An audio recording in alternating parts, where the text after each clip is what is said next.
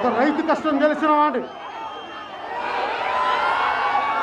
అందుకనే రైతు పక్షాన మేము ఉన్నాం. ఇదే ఓట్ల సమయం కాదు. మీకు తెలిసి నేను ఓట్ల కోసం రాజకీయాలు పెట్టా. కష్టాలు ఉండే మనుషుల కోసం అండగా ఉండడానికి జనసేన పెట్టాను. అంతేగాని ఎలక్షన్ సమయంలో వచ్చి కనిపించే వ్యక్తిని కాదు. కరోనా కష్టకాలంలో కూడా వ్యాక్సిన్లు అయిపోయిన ఎందుకు మేము ఉన్నామంటే మీ కష్టంలో మేము పాలు పంచుకుంటున్నాం, మీకు అండగా ఉన్నాం, మీకు మద్దతుగా ఉంటాం.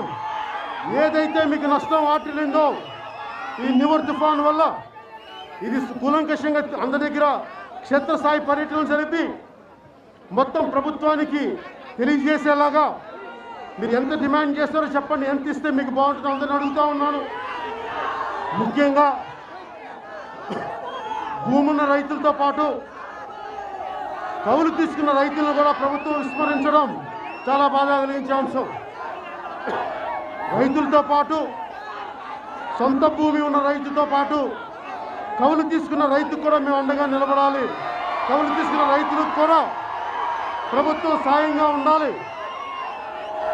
వీటన్నిటి మీద ప్రత్యక్షంగా అర్థం చేసుకోవడానికి మీరు చెప్తే ఆ బాధ నేను బయటికి తీసుకెళ్ళగలను.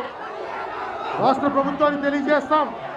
అలాగే జరిగిన నష్టాన్ని కేంద్ర ప్రభుత్వం దృష్టి కూడా తీసుకెళ్తాం. మీకు మనస్ఫూర్తిగా తెలియజేసుకుంటూ మీకు అండగా ఉంటానని తెలియజేసుకుంటూ ముందుగా నన్ను మిగతా ఎక్కడైతే నష్టం వాటిని మిగతా జిల్లాలు మన జిల్లాలోనే